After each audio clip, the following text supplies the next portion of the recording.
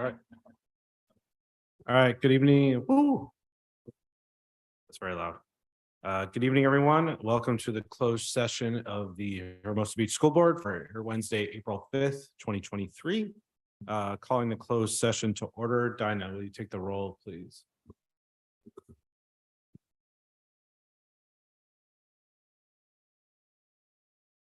Good evening. Board Member Barrow. Present. Board Member Clute. Absent. Board Member Bove LaMonica. Present. Vice President Clerk Cole. Present. President Gardner. Present. 4 present, 1 absent. Thank you, Dinah. Next, we'll move on to oral communications from the audience to the board. Seeing no one in the room, we will close in the room oral communications. Do we have anybody on the Zoom or the phone? No online communications or phone.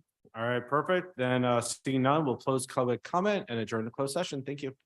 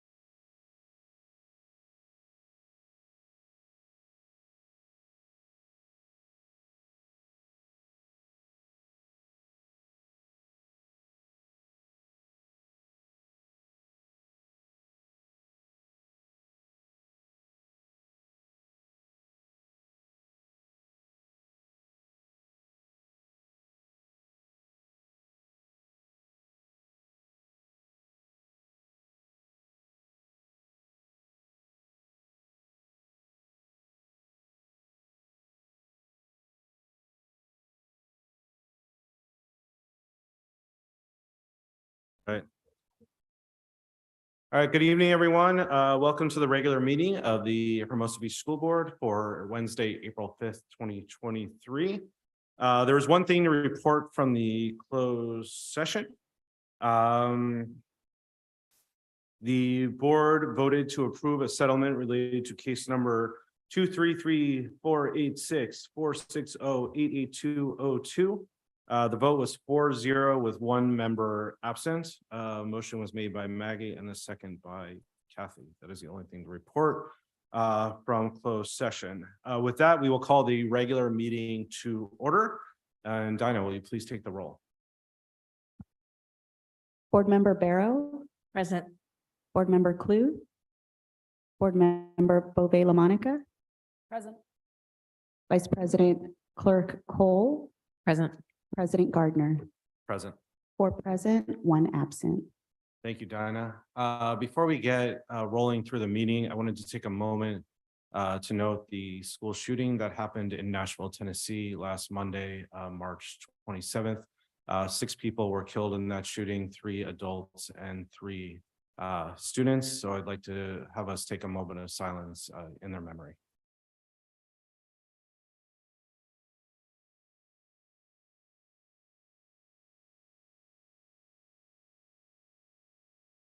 All right, thank you, everyone. With that, we will move on to the flag salute. If everybody could please rise for the flag salute.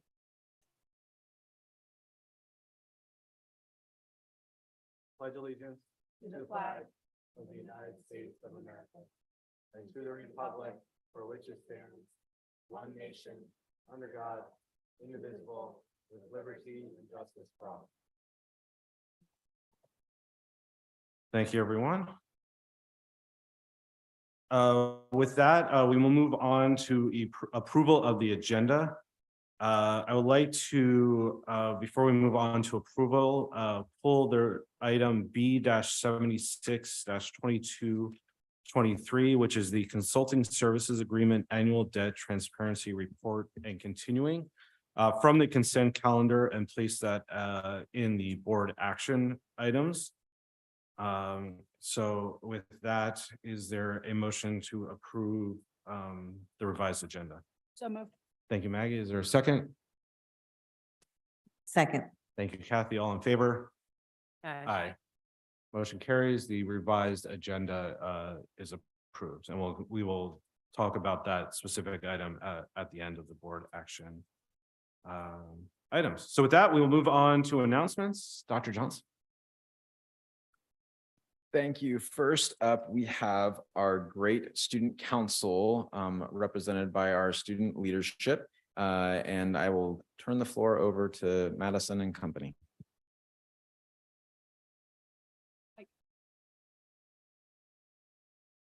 Peter.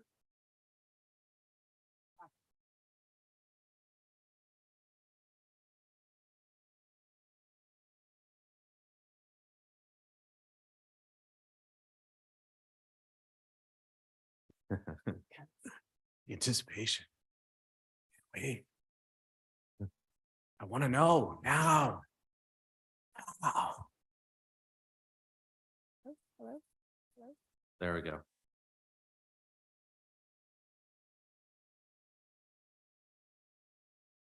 Hi, everyone. I'm Madison Young, Valley Student Council Vice President. Hi, everyone. I'm Franklin Rogers, Valley Student Council Activities Commissioner. We are excited to, again to be here tonight and update you on what has been happening at Valley. A lot has been going around campus.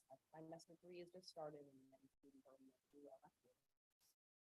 First off, in STEAM or video production with Ms. Bell, some classes are reflecting on their robot battles and creating our Dino project, and other classes are working on video shorts to introduce their fellow class. Mr. Kaplan, students created marshmallow towers and are currently working on making music montages. We're excited to see the results. In art with Ms. Ripley, 6th and 7th graders will see new genders and single unit, which focuses on pattern and encourages relaxation and reflection. 8th graders are currently in their 3-dimensional unit and are getting ready to learn how to create unique maps out of plastic. yearbook slash photo class with Miss Ripley. 6th and 7th grade students are working on learning the basics of composition and lighting for mobile photography. So taking between their first photo project, photo Cup. And the 8th graders have been heavily involved with the design and creation of the actual yearbook.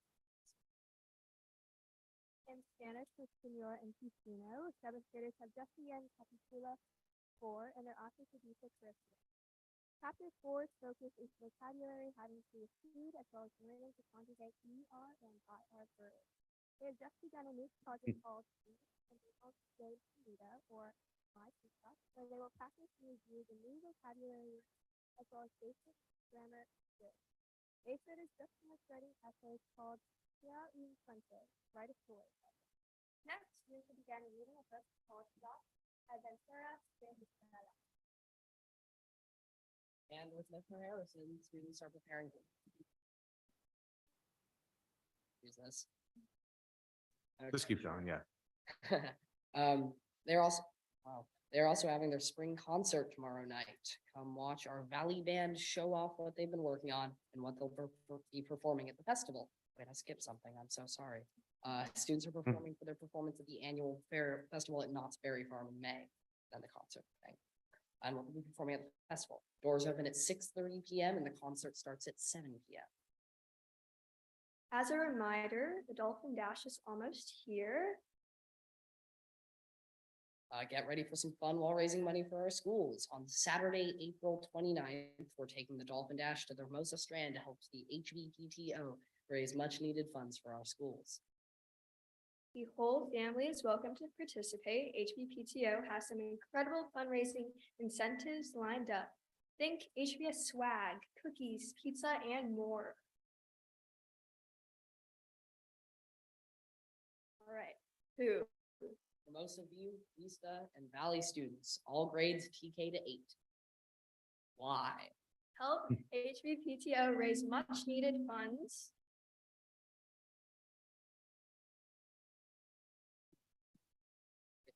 Oh, this one? Yeah. Help HBPTO raise much needed funds for our schools. These funds benefit all students across elementary and middle school. When? April 29th from 9 a.m. to 10 a.m. Oh, yeah. You get this weird. Where? The Strand, Strawmatcher Plaza to 22nd Street and back. How? Parents can register students online. There's a hyperlink here, but we removed it because you can't really get anything out of a spoken hyperlink.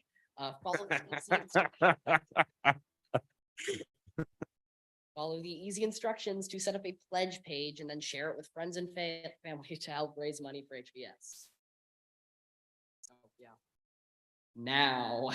Don't delay. Only the first 750 students who register and share on Pledge Star will get super cool Dolphin Dash t-shirt. That's not all. The more you share and raise, the more you earn. Our top raffle prizes are an iPad and a $450 gift card to Hermosa Cycle Read. Goal. Our goal is $100 per student to help us reach our district-wide goal of $120,000.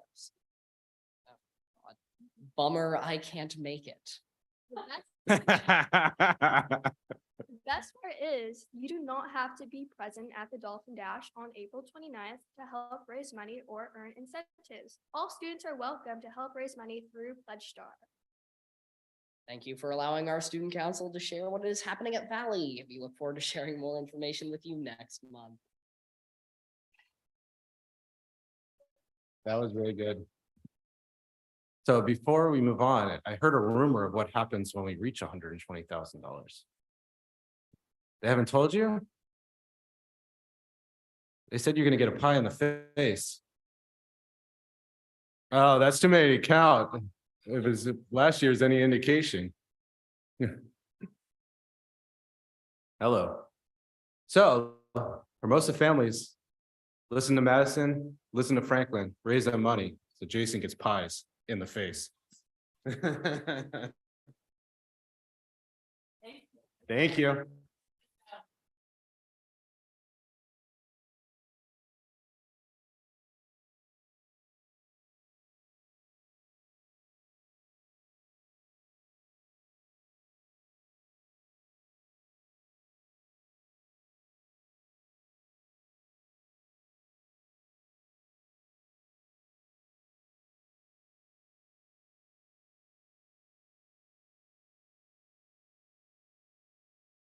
All right. Hi, everybody. How's it going?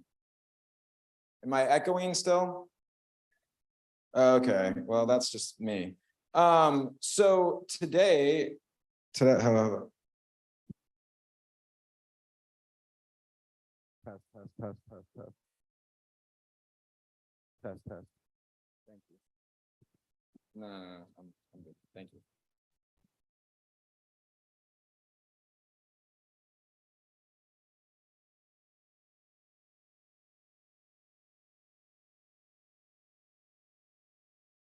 All right, so I am very excited and very pleased to introduce Rigo, who has been our landscaper for a very long time. I'm going to talk a little bit about that. So Rigo has over 40 years of experience in the landscaping business, and I want to confirm this. So we have that you have been working for the district for 34 years. Okay, so I want to point out something. Rigo has been serving the district longer than any employee has been part of the district. Super impressive, and for that is one of the reasons that we are honoring you today. Rigo has his wife here, who I learned is the real boss. It's just like my household. And 3 adult children, one of them joined us here tonight. He enjoys traveling to Mexico. He likes to enjoy the culture and the food. Rigo is an avid reader, and I appreciated this because I relate that he loves learning new landscape techniques and trends, and he attends conferences and workshops. And if you know Rigo and you know his work, that did not surprise me because his work is nothing but quality, and he works at his craft. He takes great pride in his work and has made a positive impact on his community. I just want to point out, like pride in work, which is something that I highly value. And Rigo, I will say, in the business of construction and various other work, I don't think everyone does. And so I very much appreciate you, and I appreciate the pride in your work that you take. I relate to that. So from professional to professional, thank you. I also want to point out that when we entered into COVID and this district lost an incredible amount of enrollment and was at financial risk, Rigo was the first to volunteer to take a pay cut in order to continue to support the district's needs. During construction, there was often times where I would say, I wish Rigo was our landscaper for the project. And in fact, Rigo would come in and give the contract landscaper a hard time about not doing the best quality of work, how Rigo takes care of our property. Rigo is not our employee. Rigo is a contracted services vendor. But Rigo, you might be more of a Hermosa employee than any of the rest of us. Level of quality in work is not always easy to come by. I can tell you from being a superintendent before and working with lots of contractors for education that quality of work is not easy to come by. And I thought that it was very important to honor somebody, at least for my last 3 years here, his last 34 years here, has treated our facilities like they were his own. Like they were not just his own as far as being an employee, but like they were literally his own property. You are a trusted, valued, and partner, and Hermosa Schools, I can honestly say, is better because of our partnership. Thank you. And because we love you, we are giving you the honorary wave for honorary service.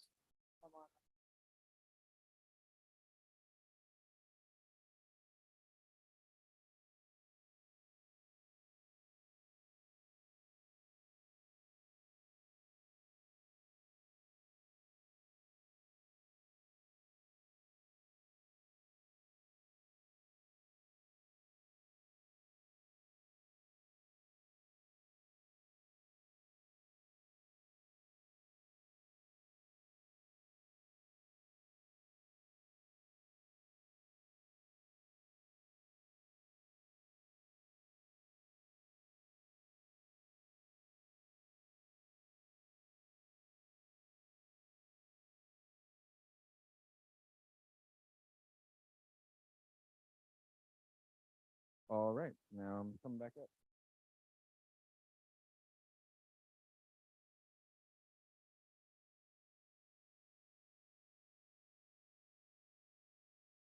All right. Do you have oh, nice work. Any other announcements? We good? That's it. Yep. All right, moving forward. Oh, still loud up here. Cool. Yeah. All right, moving on to oral communications from the audience to the board. Members of the audience may address the board on any topic regardless of whether it is listed on the agenda.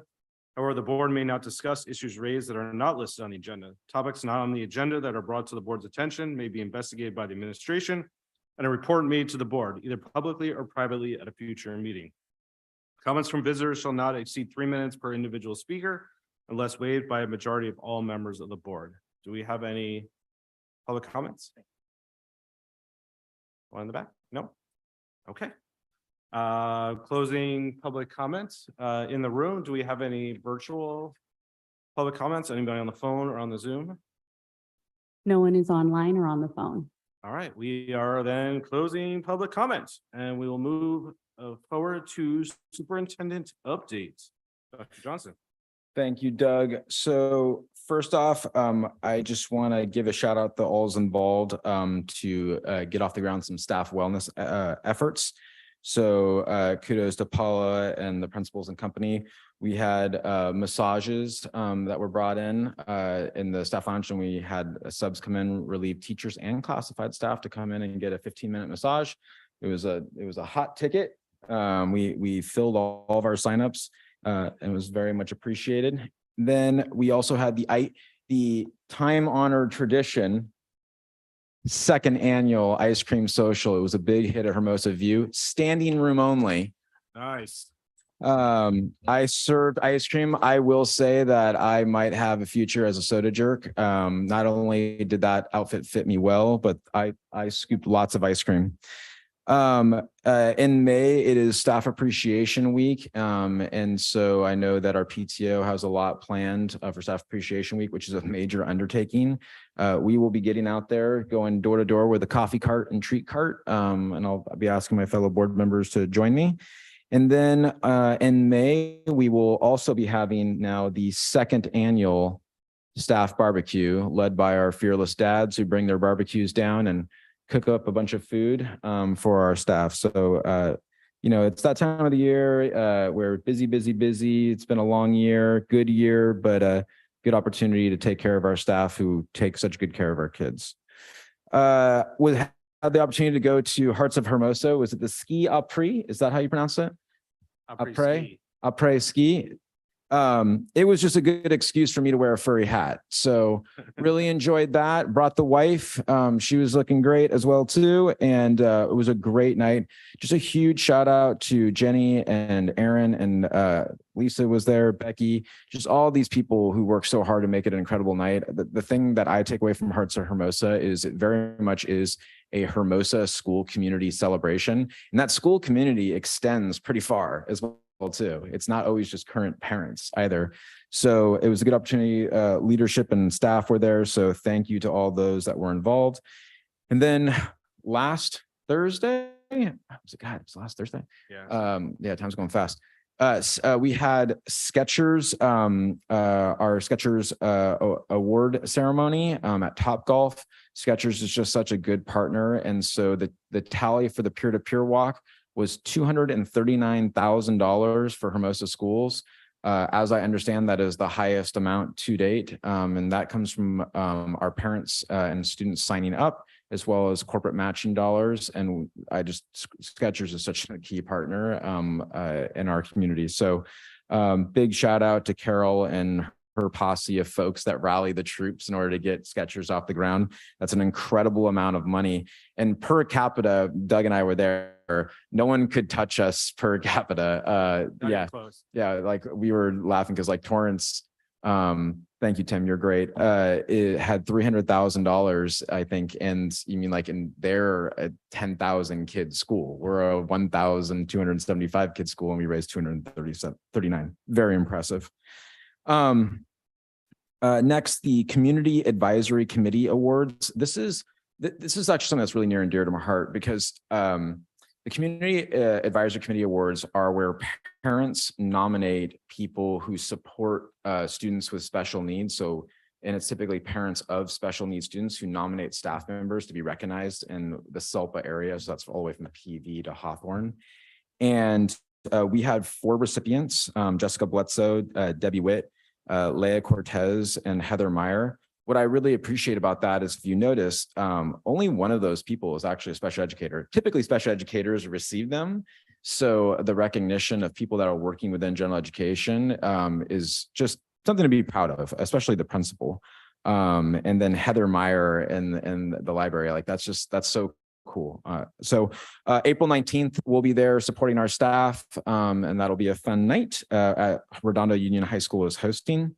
And then finally, the Dolphin Dash, April 29th. I don't know if I can top that announcement up there, but the Dolphin Dash, this is not, I always say this was not my fun run. I mean, like the Dolphin Dash is like something to go to. Parents, if you're watching or listening, go. It is worth it. Like I got such a kick out of it last year, and the PTO does a great job. That is all my announcements. A lot going on. Very exciting. Spring break next week. Rest up because we're going to be moving fast when we get back. All right, awesome. Thank you, Dr. Johnson. Great. We will move on now to board reports. I know Maggie and Jen each have one. We'll start over here. Maggie. Just an update off of this e-bike working group that's been meeting now since October. We had asked, since we couldn't have enough time to do board approval off of it, we asked superintendents and city managers and police chiefs from the surrounding cities to sign on to Senator Dave Minn's Senate Bill SB 381, which was making a motion to put forth a year of study off of e-bikes. That's the best that this legislature was willing to do this year in order to push the conversation on what was right for e-bike and road safety.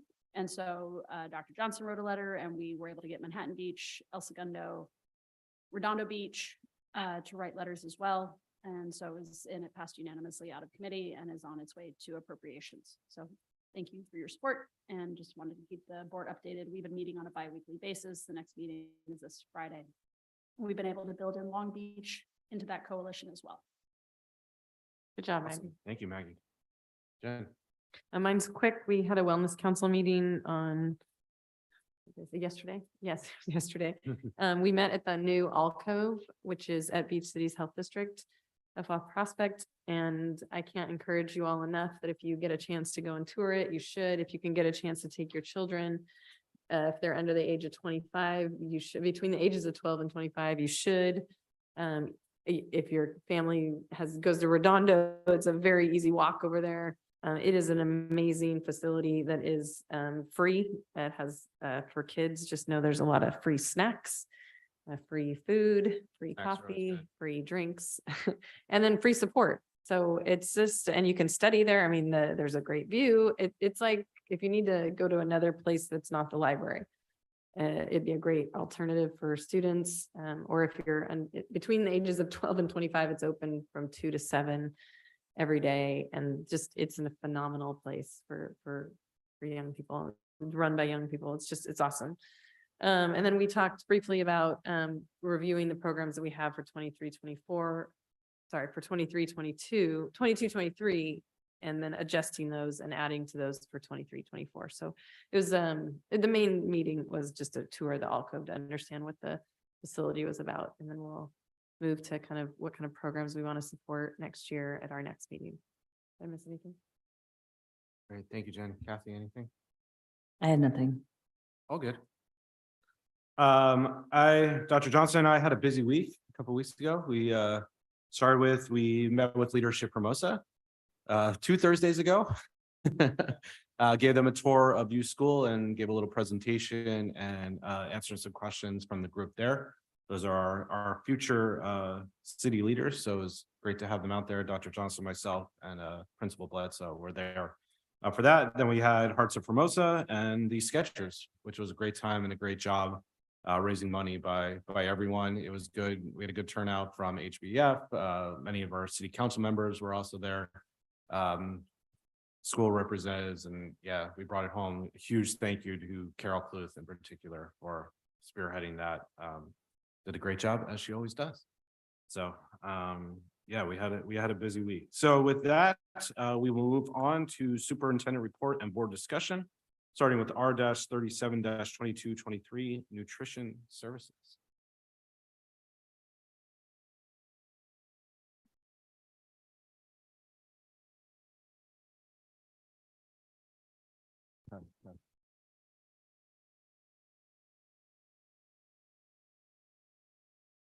All right.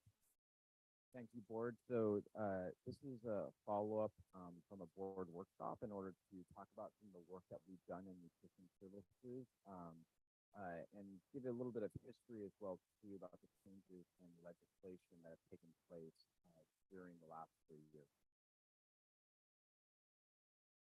Even lunch is for sure guided by our goals, and when we think about how we approach serving lunch to our students, lunch is one of their primary concerns, fairly so. We do think about community and inclusion as well as excellence. So in summary, a law was passed to provide universal free lunch, and that very much changed the scope of how lunch is served in most of these schools. Nutrition services led by Paula has done a great job in order to respond to those changes on the logistical side, and then also to carry forward the process of continuous improvement. And we're not done. We'll continue to carry this work into 23-24. Tonight, I'll give you an idea of some steps that we've taken in order to make sure that our nutrition services is the best in town. Let's start with the staffing and logistics. So I want to take you back from the yellow there to 2019-2020 and the number of staff and the number of lunches that were served. In Hermosa Beach, we do not possess a kitchen. We possess warming equipment, and we are supplied by Torrance Unified.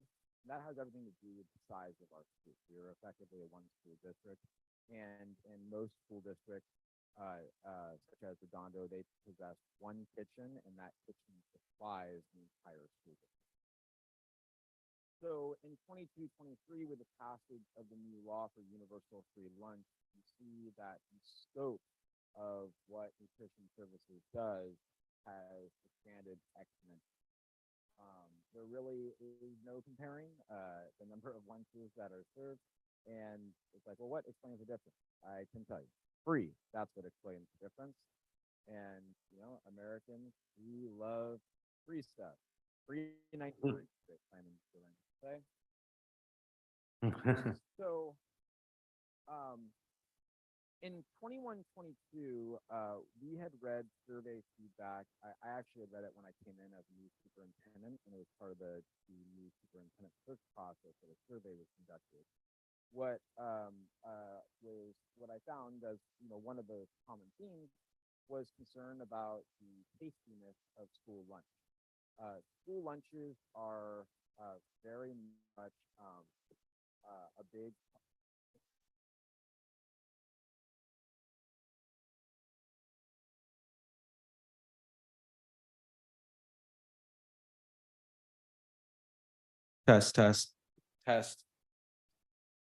test. Thank you.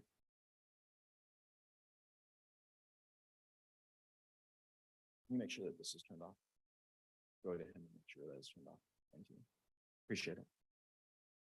Okay, so school lunches are a big and important part of the school day. And so what we do, during the course of the day is to make sure that our students are receiving a nutritious lunch. If the feedback from our students and families is that is not to the level of standard that we strive for here in Hermosa, then we want to be responsive to that need. That said, there are some logistical factors that govern providing school lunch, and that has to do with the nutritional standards.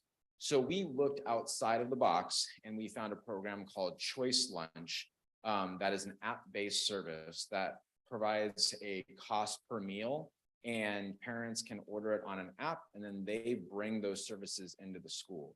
It's an awesome program that is primarily geared towards private schools. The consequence of it is it's expensive per lunch.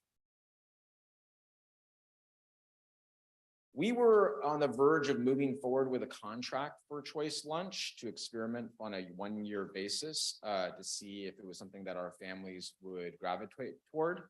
But then the law changed. And so the law stated that under universal free lunch, California became the first state lunch to implement a universal meals program. That mandate expanded. I wonder if I move here. Oh, here, less of a back.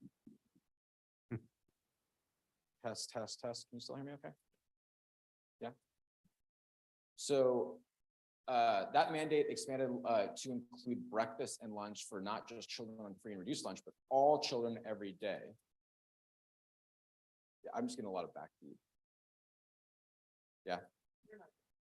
You're not getting it? Just my distraction for myself. Okay. Yeah. Good. And he turned off this microphone. Test. Thank you. He doesn't trust me either. I just want to make sure I'm comfortable. All right, so.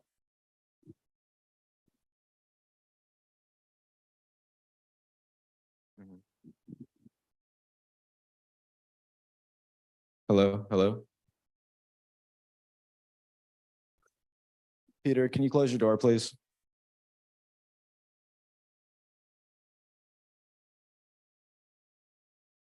I'll have to live with that.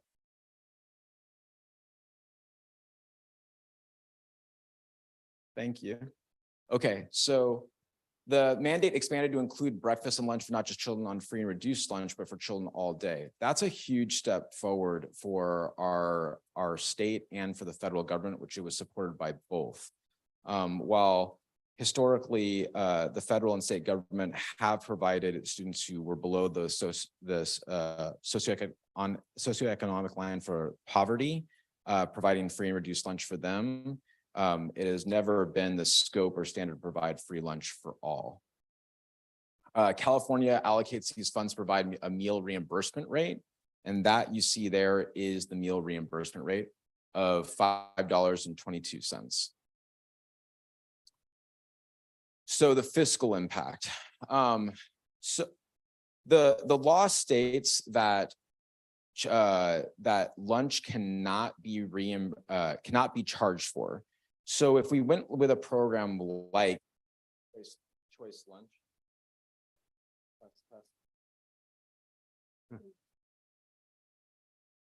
Test. So if we went with a program that was at a higher cost, the problem would be is that the reimbursement rate would not meet that cost, and we cannot charge families for lunch by law. So in turn, what we show here is a breakdown of the potential annual district cost, which would be over $500,000, which would be far outside the scope of what we could afford for our students for free lunch. The other factor that's important to remember when we discuss our meal standards is that the standards of the food itself is governed by federal standards. And that very much limits what schools can do with lunch, and also limits the vendors that provide those standards.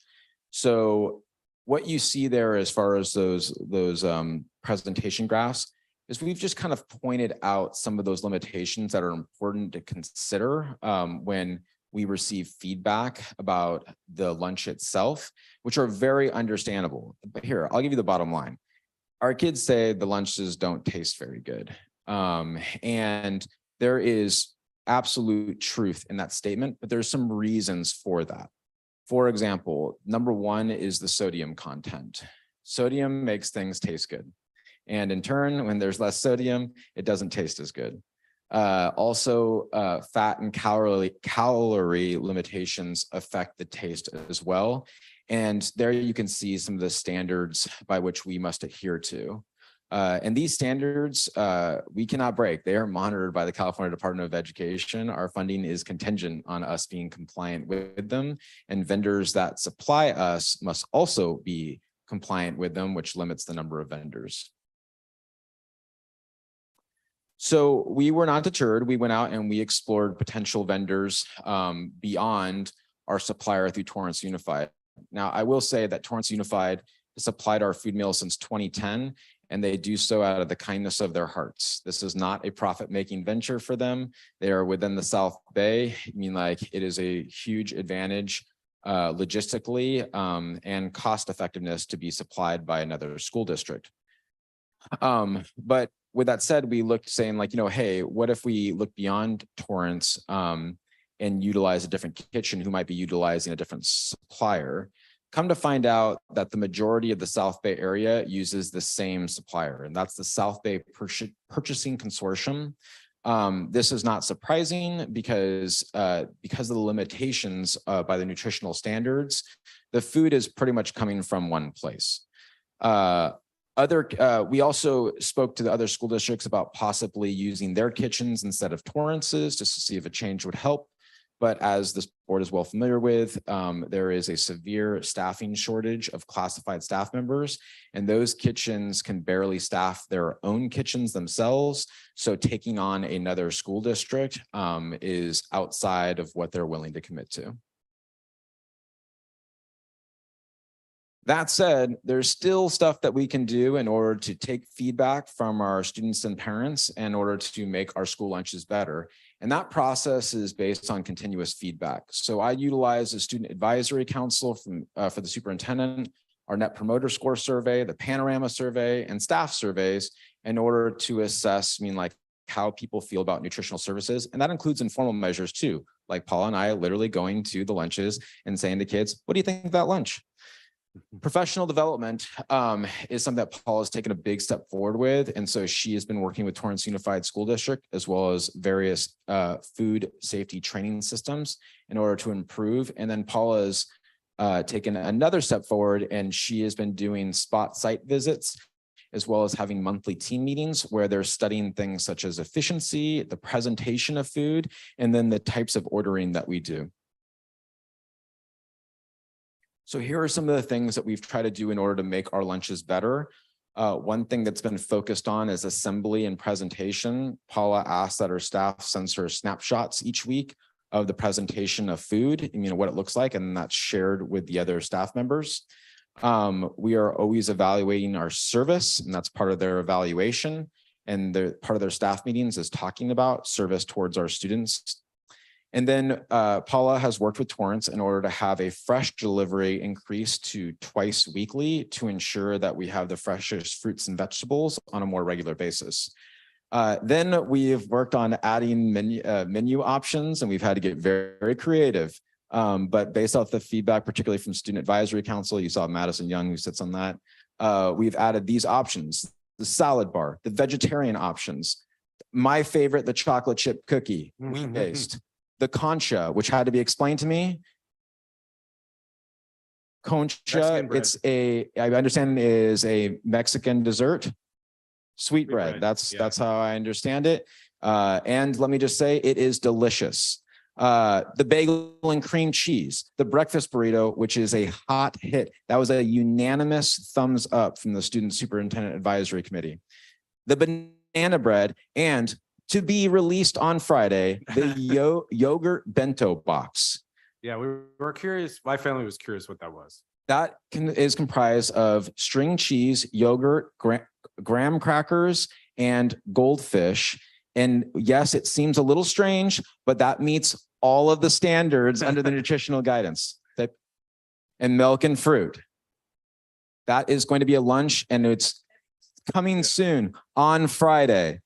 And we're going to, so the Student Superintendent's Advisory Council is going to be evaluating it on Friday for taste, and they're going to be assessing, does it have too much crackerage? And that is the term that we are using. All right. And so there are some pictures of the assembly pictures that we've been experiencing, particularly with the salad bar and making the salad bar appear appetizing. Here are some more photos. Oh, there's the breakdown of a PB&J bento box, and then there's the yogurt based one up there. No, coming soon. Coming soon. So there you see some more stuff. Some of the pictures. That's me actually eating the chocolate chip cookie. Look at that. That's my red hand there.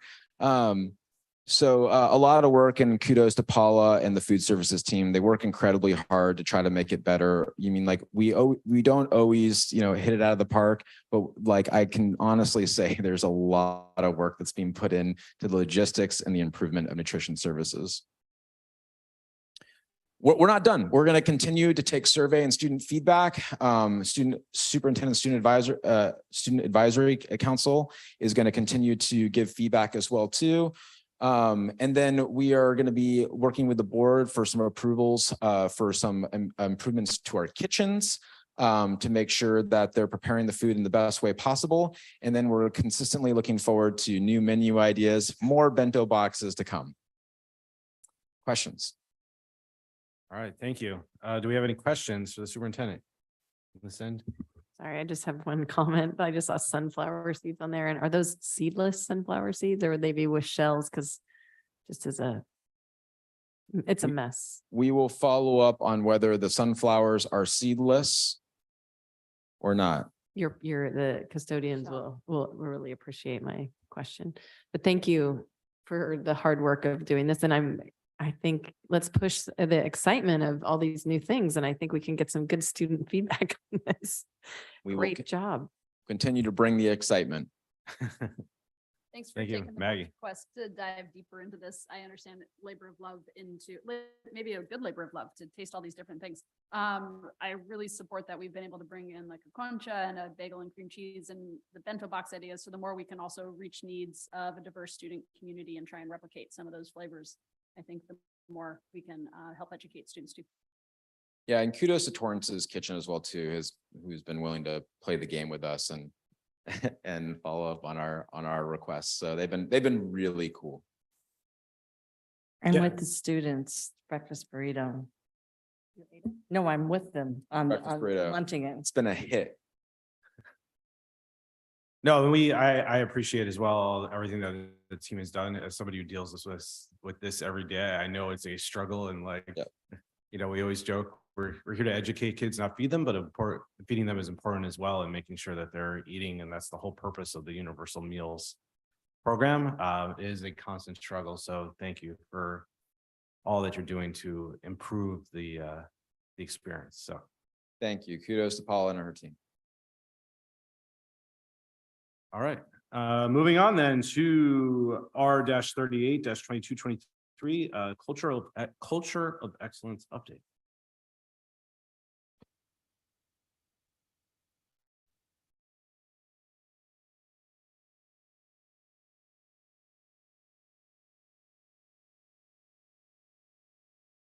Thank you, Doug. Thank you, Dinah.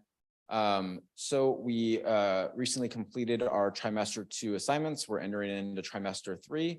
This is an update about our progress and achievement. There are a lot of things that our teachers and students and staff do to develop the whole child, but we are still always striving for excellent achievement.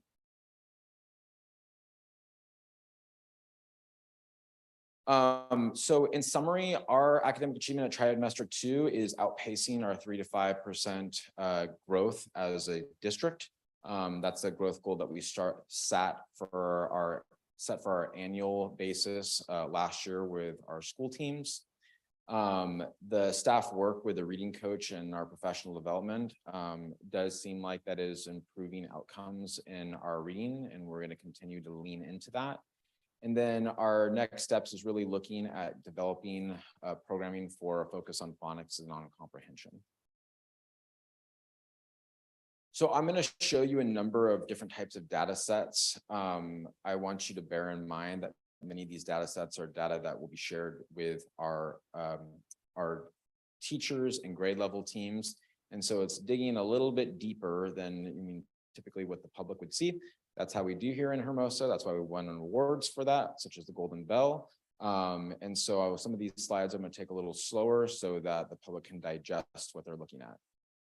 So here is our iReady comparison at trimester 2 from last year and this year in reading and math. And effectively what you see there is that this year we are outpacing ourselves from last year in performance in reading and in math. So much so that the 22-23 trimester 2 results are actually higher than the 21-23 trimester 3 results. And there you see the final results for iReady, which this year we will not be taking iReady trimester 3 and just focusing on the CAST as our final mark.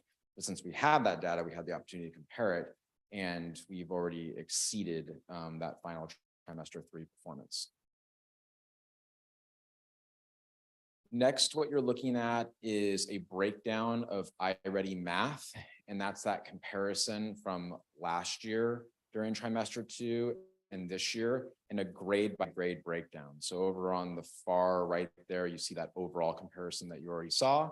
And now you see a grade by grade breakdown, apples to apples, trimester 2 to trimester 2. One thing to notice is that first grade made an incredible amount of growth from trimester 1 to trimester 2.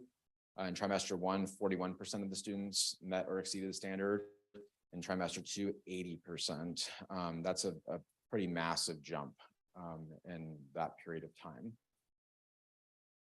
In grades 6 through 8, students grew 10% or more from trimester 1 to trimester 2 overall, grade by grade. That's a pretty significant jump as well also.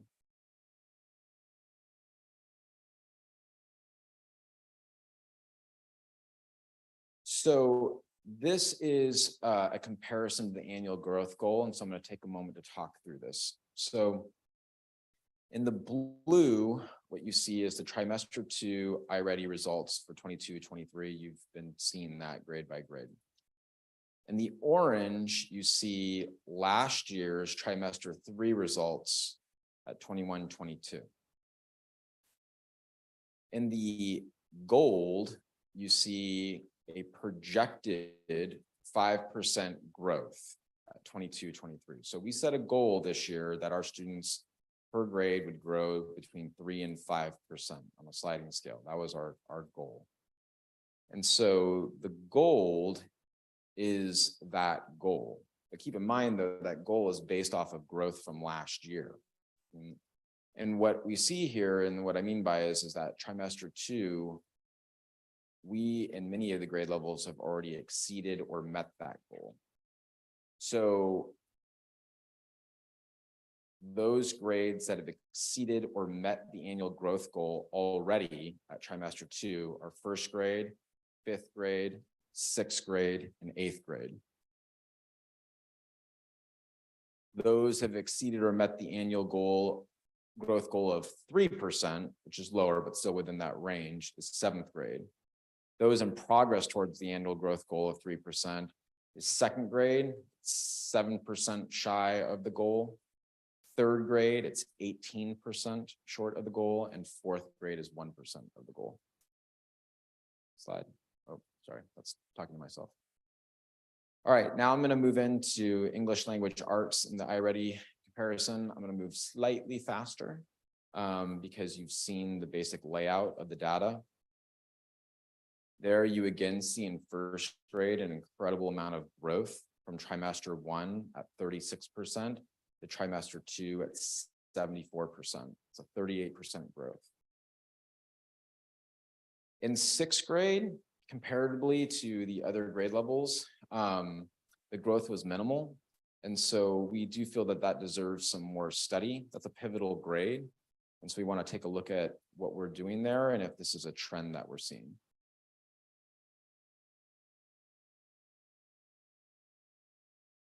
Next, we're going to do an evaluation of the annual growth goal like we did for math. So again, just to go back through, in blue is the trimester 2 results. In orange is the trimester 3 results of last year. And then in gold, you see the projected growth goal. So here in fourth grade, they've exceeded or met the annual growth goal.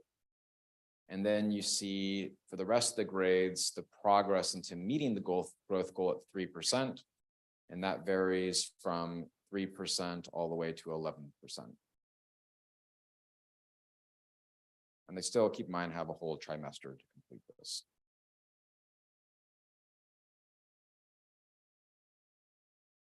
We're going to move into Fontes and Pinnell, which is our reading assessment that teachers do with K through 5.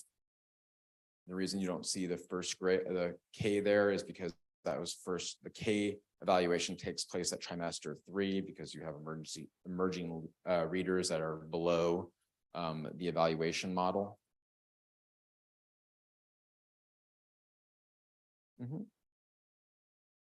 Sorry.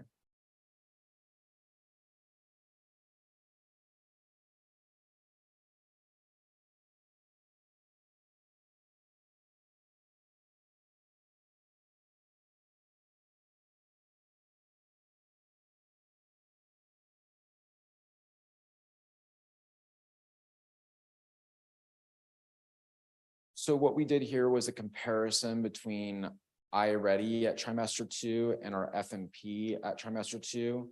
Our goal has been with FMP to ensure that our evaluation of a depthful assessment of reading better mirrors, there's better fidelity to standardized testing. So this is the highest fidelity between standardized assessment and the FMP since its adoption in 2016, which I give all the credit to the teachers.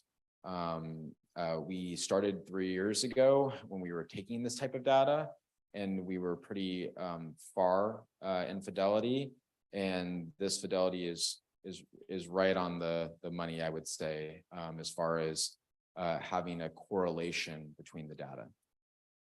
I credit staff work, and then also we brought in a reading coach this year, Julie Cheverini, who's done incredible work in working through the grade level planning meetings and providing professional development.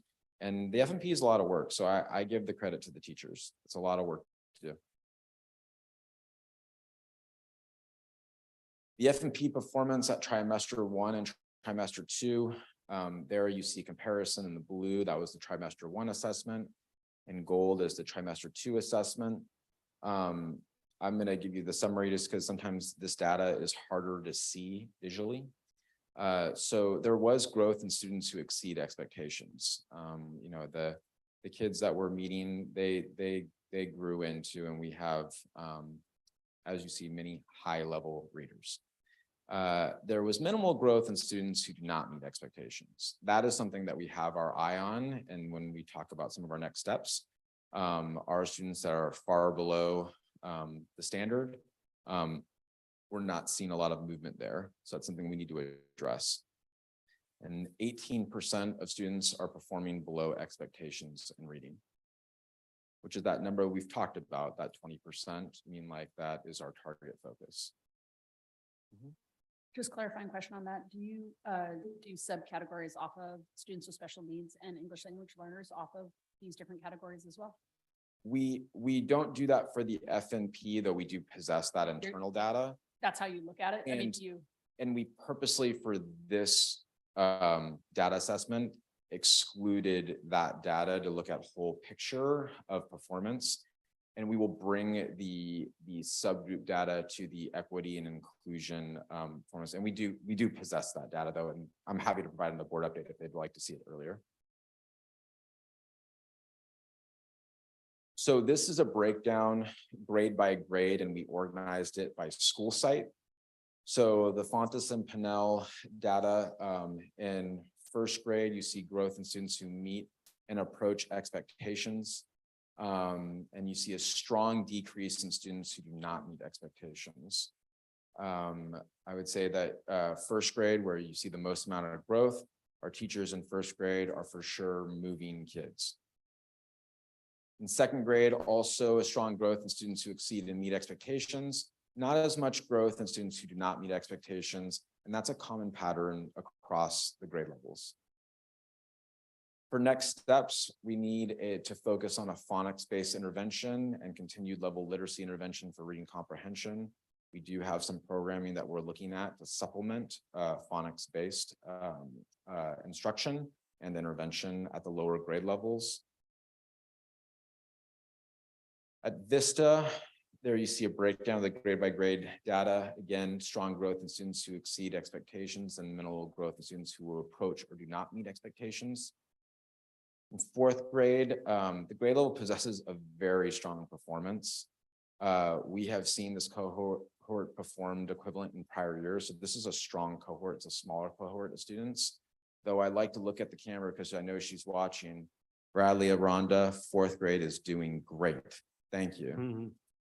Our next steps is continue with level literacy intervention for reading comprehension. That seems to be like when we break down the iReady scores, comprehension seems to be the place where like that's going to provide that movement. And so we'll continue to look at that model.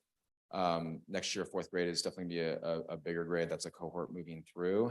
And then also the prep to fifth grade is that you have high level learners in this grade. And so adapting their model, in order to make sure that we're serving those exceeding readers. Fifth grade, also a strong growth in students who exceed expectations.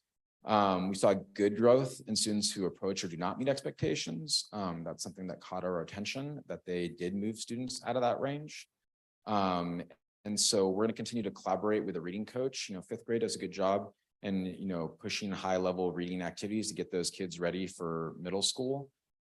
So we're looking to how to provide better comprehension strategies with high level instruction. So it's been brought up on the Board of Education about how can we evaluate our achievement data alongside of our panorama and climate data. As a district, we have done a great job in order to collecting these benchmarks and looking at whole child as well as achievement. And so we, for the purpose of culture of excellence, we took a sample question from the construct of sense of belonging that was assessed during trimester 2, the panorama data. And the question for third and fifth grade and 6 to 8 was, overall, how much do you feel like you belong at school? So what you see here is a comparison of the panorama data in blue, the iReady reading performance overall, the iReady math performance, and the FMP performance. And you see all of our achievement measures compared with panorama. In grades 3 through 6, there does seem to be a correlation for a feeling of a sense of belonging at school and academic achievement. In grades 7 through 8, there appears to be a more inverted relationship between. We look forward to looking at these trends more. Taking a one-time snapshot is definitely just a step. We also changed the grades 6 through 8 questions for 6 through sense of belonging, which did lower the performance rate, but we felt like those were the questions that we moved to were more genuine asks of what we were trying to get to. So we look forward to continue to compare this data and also looking at further breakdowns and even considering by student.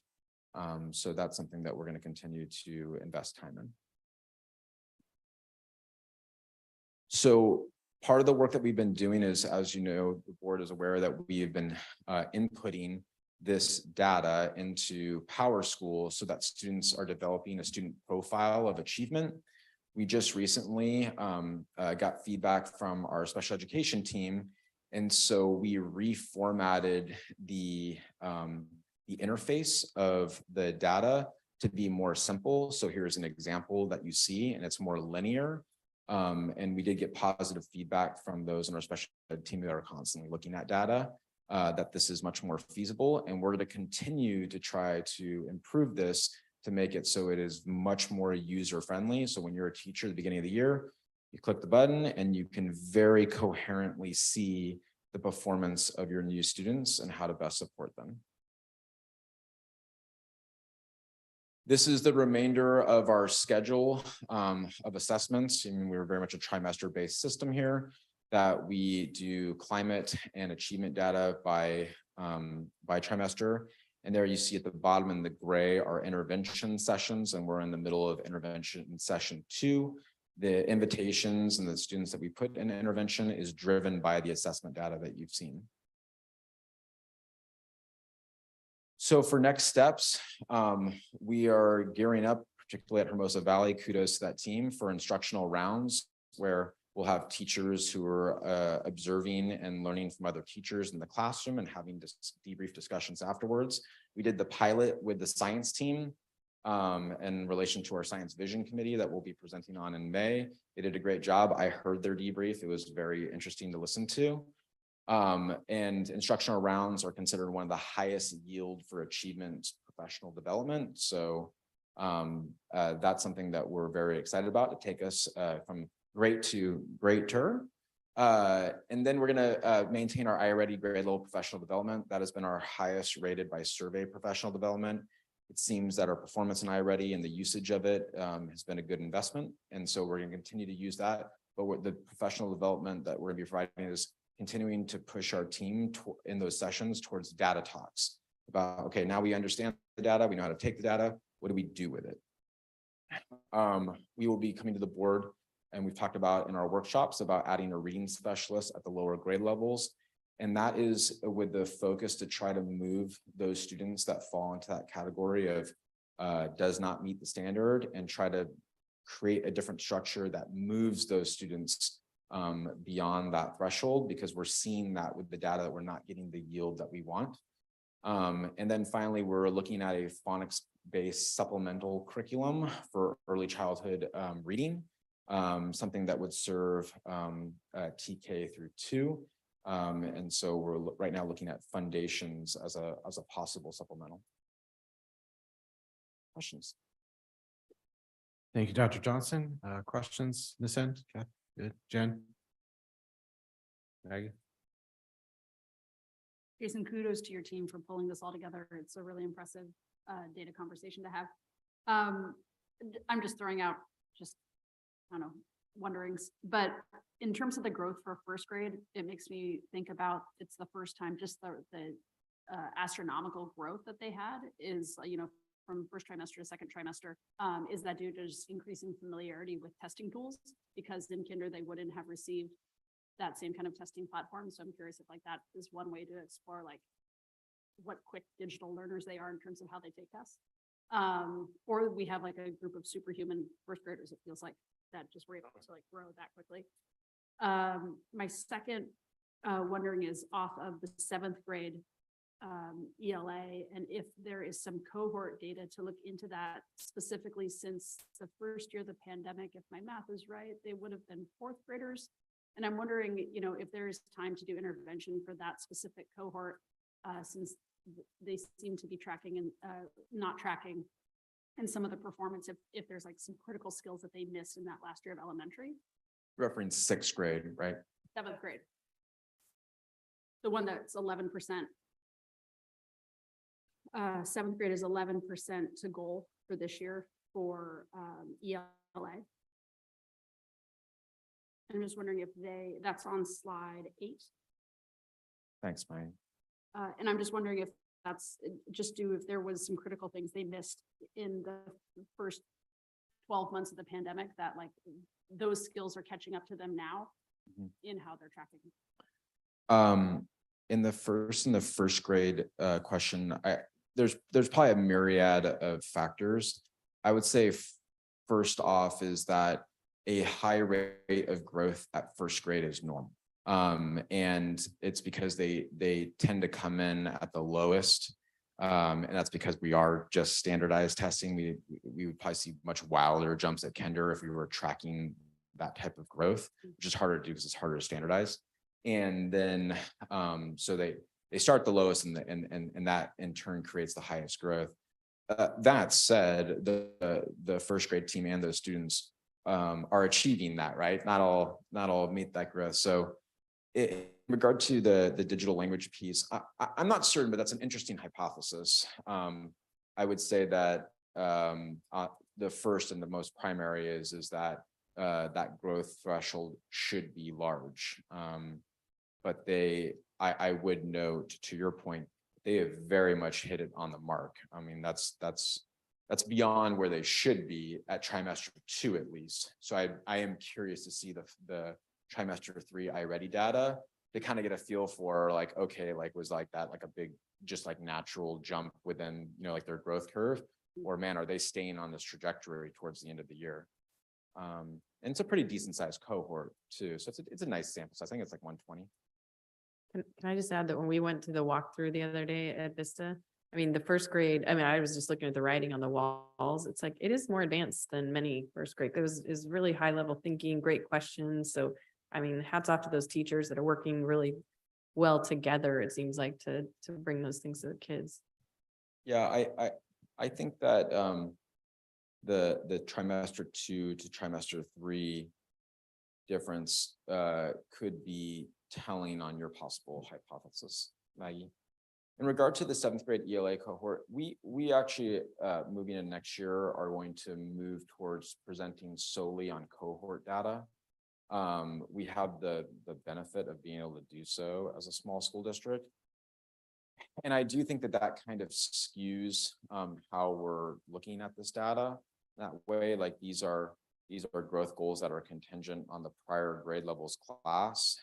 So I actually, that's why I stumbled with the 6th grade, because I would say 6th grade has my attention more. And that's just in the level of achievement.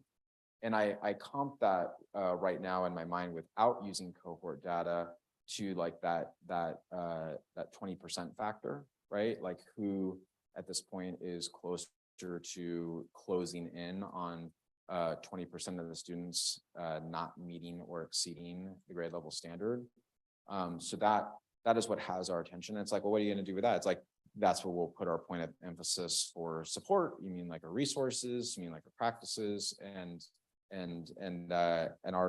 our goal now is we know that we're knocking on the door that 80% threshold. So how can we really move the learners that are most far below in a way that is going to catch them up to within the cohort itself, right? So the longer that they're in Hermosa schools, the more likely they are to find closer success to grade level. That's our mission. Yeah, go ahead. All right, again, on that slide, that was the slide I had a question on, I forgot. So in 1st grade, 6th grade, and 8th grade, when you're talking to those teachers as a whole, collectively, do you feel, or do we know whether they're doing something different? It's 6th grade. Because those are the grades that are making, that have like the largest difference, that have already met the, have already met the, it was whatever was slide, it was on slide 9. I think. No, sorry, it was slide 8. Sorry, page 6. Sorry, page 6. What was on? It was the math. That was the math equivalent. 6. Yeah. Yeah. So this is, and I'm sure the board has experienced it. This is the first look that we've had at this depth of data. And I believe it was Maggie that brought up in a prior workshop about the evaluation of the annual growth goals. We set these annual growth goals in grade level discussions and kind of came with a 3 to 5% marker because it was hard to remember. Keep in mind, those markers were came up with prior to the release of the final data. And kudos to the staff team and the principals for facilitating that conversation. So the short answer to your question is like, I'm hesitant to draw strong conclusions about performance because this, is the first time I'm looking at that. I don't think that we should hesitate though from also having grade level conversations about practice, and particularly like in grade levels where they may not be seeing that level of growth and just self-evaluating in practice, right? Particularly for below grade level learners. I think right now that is a very internal, nuanced conversation, and I'm hesitant to draw strong conclusions, but I'm eager to have our principals facilitate that type of conversation that you're bringing. I just would be curious and be like, this hypothetically, like those 3 grade levels happen to be really serious about their planning time together. I don't know. Maybe that makes a difference. I don't know if that's what they're doing, but it seems like they're doing something. Yeah, and I give kudos to the whole team in general, because math was the area of the highest learning loss and the greatest setback nationally, statewide, and county. And so to be performing at this level in math, I mean, like, it is a strong credit to the teachers and their work with Eureka Math, the elementary levels, and then the middle school math teachers. I mean, you can see there too, like are having, you know, pretty good performance, all things considered. That all of their students are reaching above a 75% threshold at trimester 2. That's fantastic. We'll continue though, Jen. I mean, you know, that's the former principal, and you're hitting it right on the head though, like the types of discussions that we look forward to having with this type of information. Yeah, my only comment is I'm glad you mentioned looking at this starting in cohorts, because I was trying to follow as we went through the slides. I think that's kind of really interesting way to look at it, because as you said, we are so small, so it is more or less the same groups of kids. I know some kids leave, some kids come in, so it's not, you know, 100% apples to apples as the kids move up. But it's kind of close enough. And so looking at the math in the prior slide, like if you looked at it, a lot of them are going up. In the ELA, it's not so much as in like the really quick look at it. So I think that'll be really interesting data to see how the same kids are either improving or not. Goals will be set around cohort data going into next year. And then moving forward, we as the board and then as school teams, because we prepare this data for our school teams, will only be looking at cohort data because it is more meaningful. I'm glad we have these looks. I'm glad that this was our. Yeah, no, this is helpful and it's good to see on the whole, but it particularly. Time for the next step. Yeah, in a small group, it could be, you know, it's a few kids here or there is the difference in the percentages. And as you said, the 4th grade is a strong cohort. We know that as one example. And so as they move through, you would expect, if that's the case, you would expect them to beat the goals of the prior 4th graders. Yeah. And then next year is the prior 5th graders. But watching those 4th graders. And 4th grade has done that. Yeah, no, Which is good to hear, because my knucklehead son's friends are, you know, I sometimes question. No, absolutely. To me, I hope it's conveyed like this is exciting. One, because it's a good representation of staff and students and families' hard work. And then 2 is we're really starting to think forward now of like, okay, now how can we make it even more meaningful? And what exactly. That's is like, it's cohort time. You know? Yeah, that's the next step. So that's awesome. Thanks. Right. Yeah, good stuff. Kudos to the team. Wholeheartedly agree. All right. We good on this one? All right. Okay, moving on. R-39-2223 facilities update.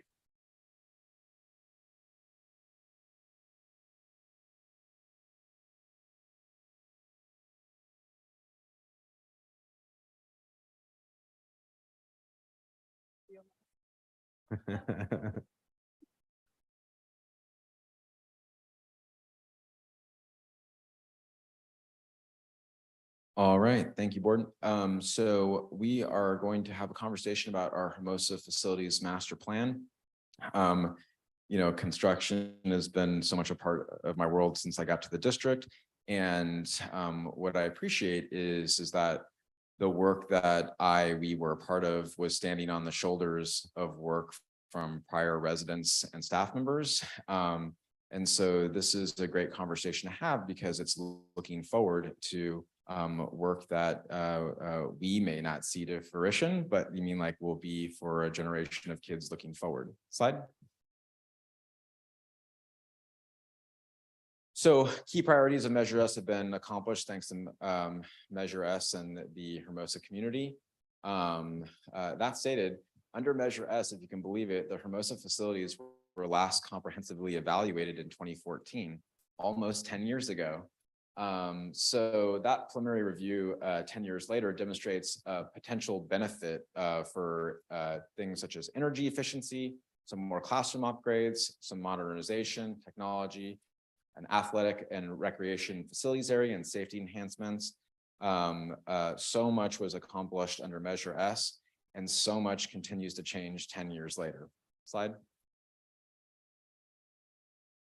So the evaluation was based off of a document called the GKK report in 2014. This was a comprehensive facility assessments need. Interestingly enough, a facilities assessment was accomplished 10 years before that, back in 2002, when the last bond was passed. So Hermosa very much has been on this 10-year trajectory of facilities improvement, and we are about to hit the next 10-year mark. The 2014 plan called for the 3-site plan and a modernization plan. And the GKK report is so comprehensive, and what I love about it is they collected data from the community, the faculty, and from their own inspection. They put it all together in order to assess the needs. So, you know, the hard wall, you know, touch it type needs, all the way to talking to community members about what they thought were things that would benefit the community of Hermosa Beach itself. And we're better for it. There you see Hermosa North School, the historical building, and there you see the brand new Hermosa Vista School. Slide. So this was the bond language of Measure S in 2016, and what it sought to accomplish.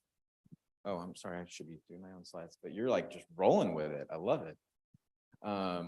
So here were the Measure S objectives. I will not go through all, but I'll explain a few. So at Hermosa Valley School, classroom modernization was not complete. Part of that had to do with the lack of state matching dollars that did not come during the construction period. And then the exterior parking upgrades and parking lot. While we did do a lot of the fascia work and recovering, there was redesign efforts that were not accomplished in order to bring the valley traffic more onto the campus to make that driveway expanded. And then at Hermosa View School, our objectives were accomplished. The modernization of C, D, and E will be completed in summer 2023. And then the district office was not completed, and that was a relocation to Valley campus. Okay, so the facilities assessment in 23-24, we worked with a few different groups in order to do an assessment, and then we based a lot of the work also off of the GKK report. So we worked with a group called Site Logic that we found through the Small School Districts Association to give us an assessment about energy efficiency. On exterior facilities, we've taken feedback and worked with community partners such as Sand and Surf Soccer. And then in the area of classroom technology, that's an internal audit, and we worked with our IT team, Jorge and Aaron included. And then in the area of safety, we worked with Astria Risk Management. There you see a picture of them, and that work was conducted over the summer. In the area of energy efficiency, there you see a preliminary evaluation that was done where SiteLogic estimated that our annual savings to add solar at Hermosa View and Hermosa Valley could amount to almost $100,000 in savings. And then also under consideration would be to include battery storage at Hermosa Vista. Just to explain that the benefits of having battery storage is that if it's a cloudy day or if it's at nighttime and you're running lights or electric, then you're running off the battery rather than running off the grid. Additionally, the classroom upgrades and modernization with technology. The IT department completed a 10-year needs assessment. Thank you, IT department. There you see a long laundry list of all the various things that will be coming before us as costs. Keeping up with technology and making sure that our kids have access to the tools that they need to guide them into the 21st century and the skills that will be required of them.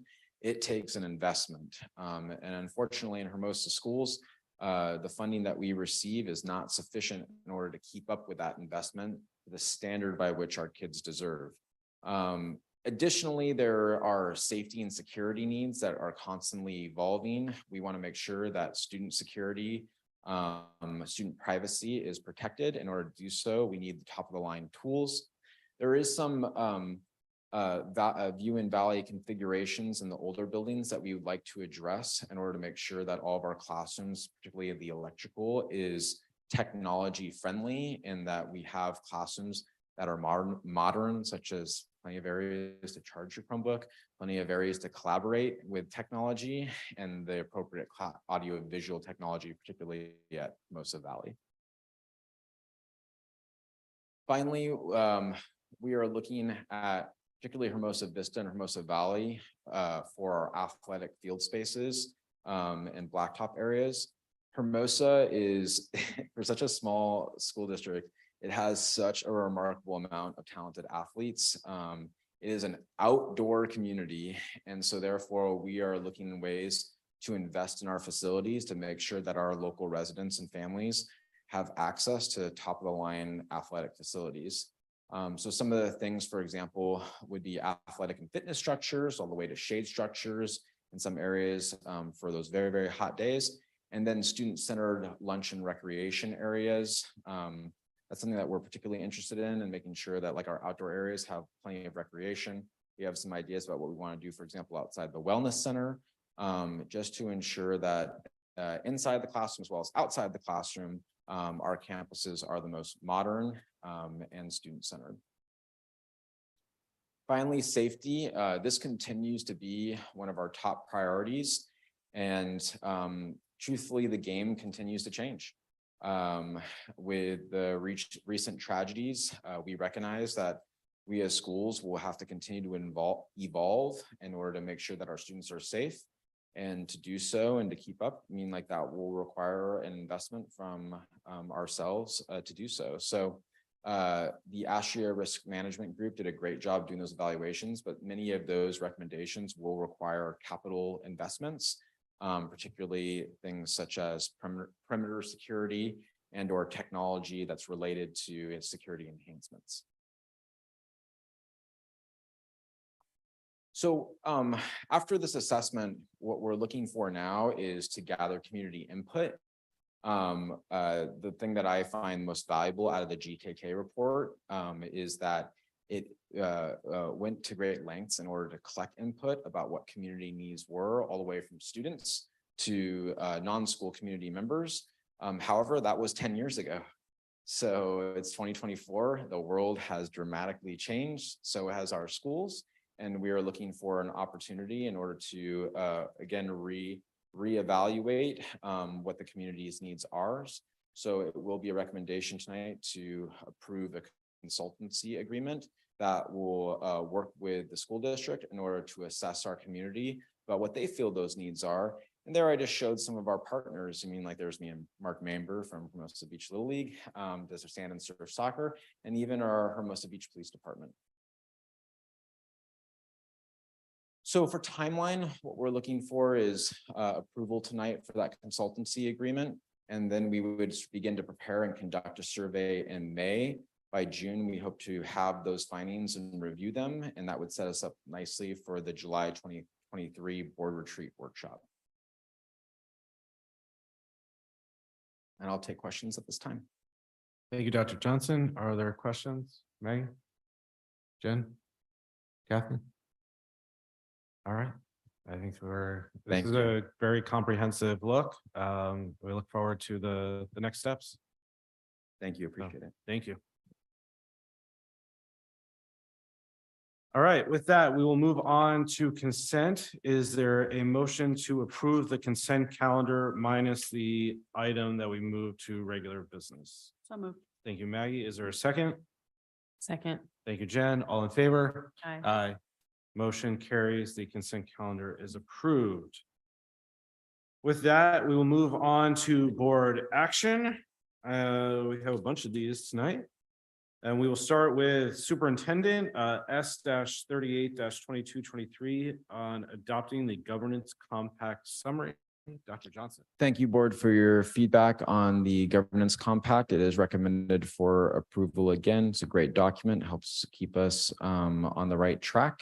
And I'm wholly in support and recommend re-adoption for this annual year.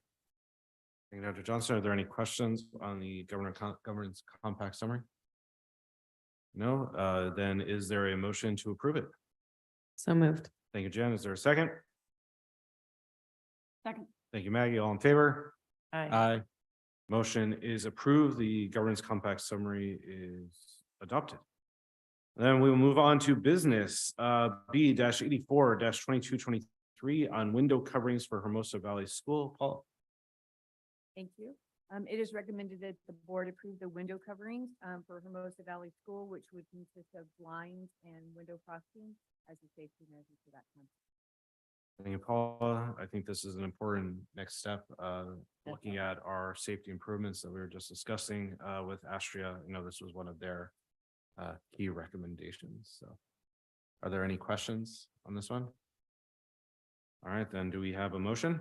I'll move. Thank you, Kathy. Is there a second? Second. Thank you, Jen. All in favor? Aye. Aye. Motion is approved. Window coverings are coming. Next, we'll move on to business B-85 2223 on the HVAC unit repair replacements. It is recommended that the board approve the replacement of the HVAC unit on building 34, on room 34. It needs to be replaced. It has outlived its usefulness and no longer is working. Lovely. Are there any questions on this one? Seeing none, is there a motion? So moved. Thank you, Jen. Is there a second? Second. Thank you, Maggie. All in favor? Aye. Aye. Motion carries. Get in some HVAC. Room 34. You're welcome. Moving on, B-86 2223, the purchase of preschool furniture. All right, moving on, a bunch of preschool things. Dr. Proud and Johnson. excited to recommend for approval the purchase of preschool furniture through Lakeshore. We really tried to design a preschool that is inclusive, student-centered, and fun. And the design was with Sylvia and through recommendations from Manhattan Beach Preschool. I think we got great stuff lined up. If you've seen the designs, it's awesome. Thank you. All right, thank you, Dr. Johnson. Any questions on this one? Just curious what our current enrollment is for preschool. Currently, right now, we have about, I think it's 20 students enrolled. Great, thanks. Awesome. All right, is there a motion? I'll move. Thank you, Kathy. Is there a second? Second. Thank you, Jen. All in favor? Aye. Aye. Nice. All right, moving on. B-87 2223, the purchase of the Sensory Corner furniture and supplies. Dr. Johnson. Excited about this. We actually had our inclusion professional development today with the group 2 teach that was district wide. We were all in the room together. It was lots of fun. One of the recommendations is to standardize sensory equipment. I mean, like, so all rooms have the same equipment. That's top of the line equipment. And then we'll be working with our staff to know how to use it. Just no more piecemeal across the board. Everyone's got the same thing. Sylvia's put together this purchase also through Lakeshore. So it's the best stuff. Thank you. Thank you, Dr. Johnson. Question, right? Are there additional Cuddle Puppy weighted lap pads available for use by the board members? We can definitely look into that. As board members, we want to make sure that you are also calm. Is this what we saw in the classrooms this week? Very similar to that, the intention, I would say a major upgrade to the equipment. All right, any other questions? No, is there a motion on this one? Thank you, Maggie. Is there a second? Second. Thank you, Jen. All in favor? Aye. Aye, motion carries. Moving on, next one, B-88 2223 on the consultant agreement for social media awareness. Dr. Johnson. It's recommended approval of a contract. As you know, the great Principal Bledsoe and myself are always trying to find ways to stay ahead of the game and think out of the box. Kim DeGilio is a local parent and I found her through South Bay Families Connected. She provides training and support and counseling for social media support. I love her because I think she has a forward message rather than saying don't use social media or the dangers of social media. She focuses more on, hey, social media is something that kids are using. Let's apply mindfulness techniques and all the things that we've learned in the last 10 years in order to help them navigate it. Very excited to be working with her. We've approved her for a contract not to exceed certain amount of hours to work with a targeted group of students who are struggling with social media addiction. So she is providing school-wide application and assemblies as well as targeted support. Looking forward to seeing how this goes and evaluating it for next year. Cool. Sounds good. Any questions on this one? All right, seeing none, is there a motion? I'll move. Thank you, Kathy. Is there a second? Second. Thank you, Jen. All in favor? Aye. Aye, motion carries. Okay, next one, B-89 2223 on renewal purchase of technology equipment, the firewall for the district network. Paula. It is recommended that the board renew the purchase and renewal of the Palo Alto firewall appliance, which helps protect the district from cyber threats. This is an important one. For sure. Any questions on this one? No, all right. Is there a motion? How often, sorry, I did have a question. How often do we have to renew it? This is an annual renewal this year. All right, is there, One of our keep the infrastructure of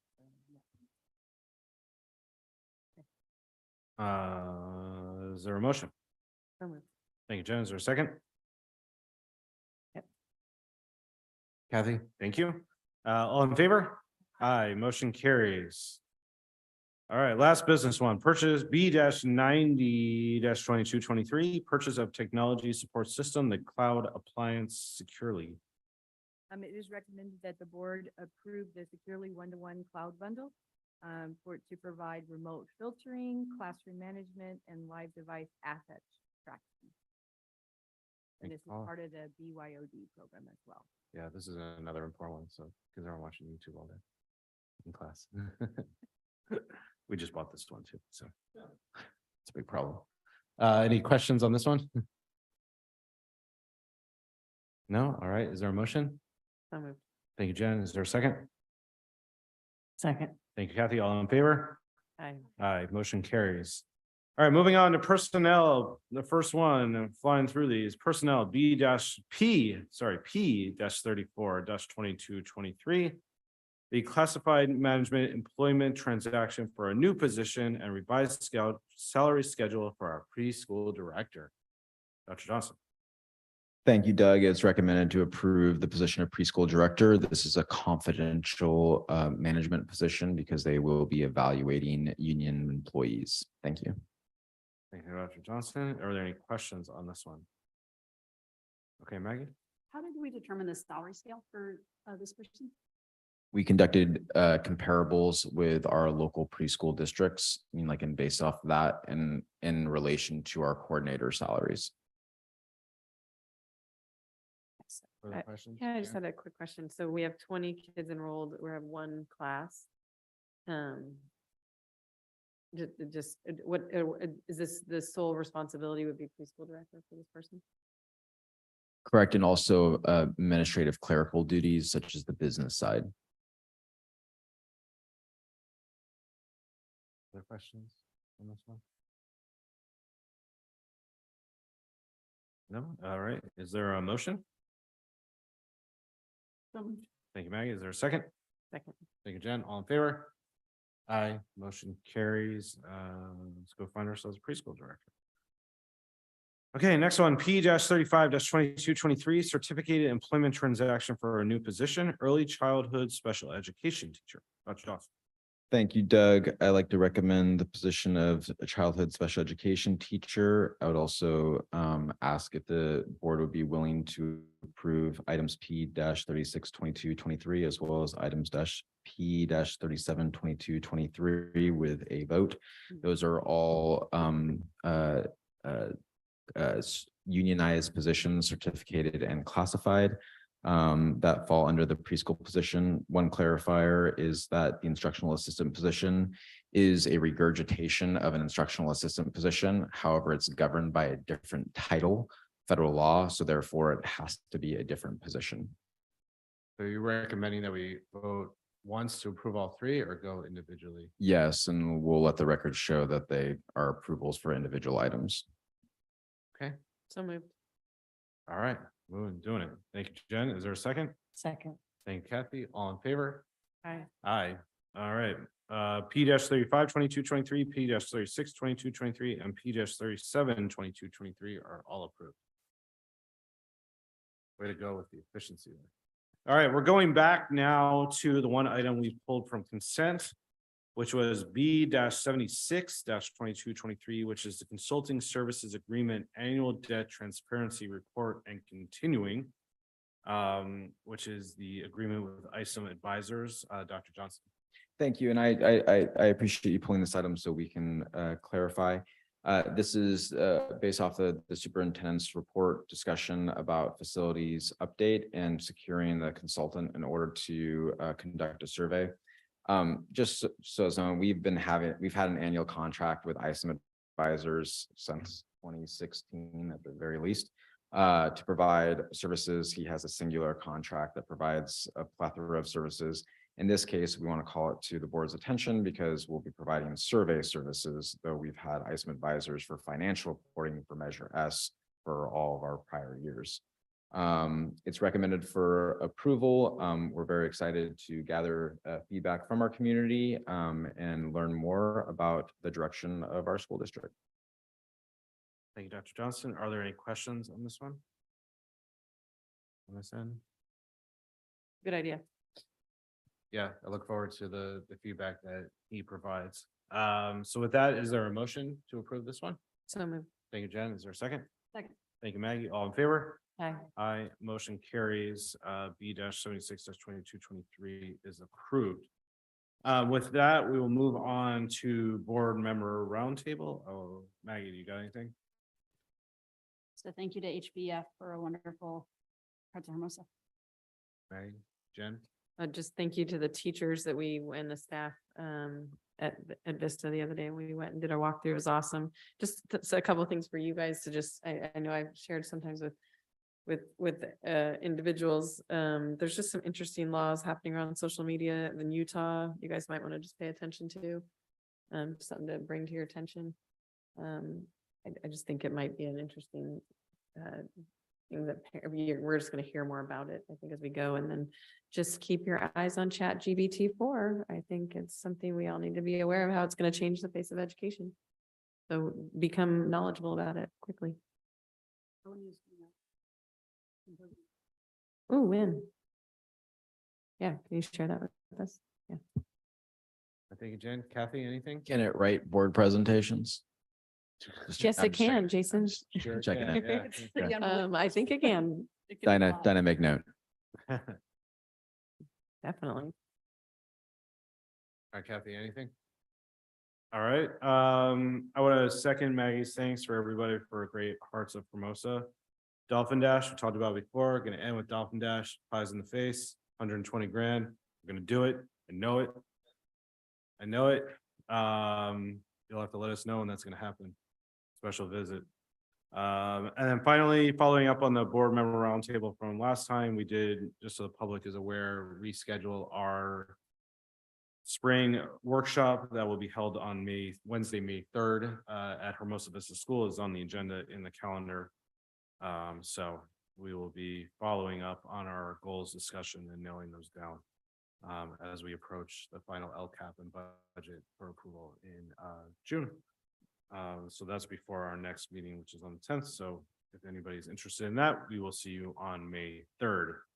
With that, we will move to adjourn. Is there a motion to adjourn? Thank you, May. Is there a second? Second. Thank you, Jen. All in favor? Aye. Aye. Meeting is adjourned.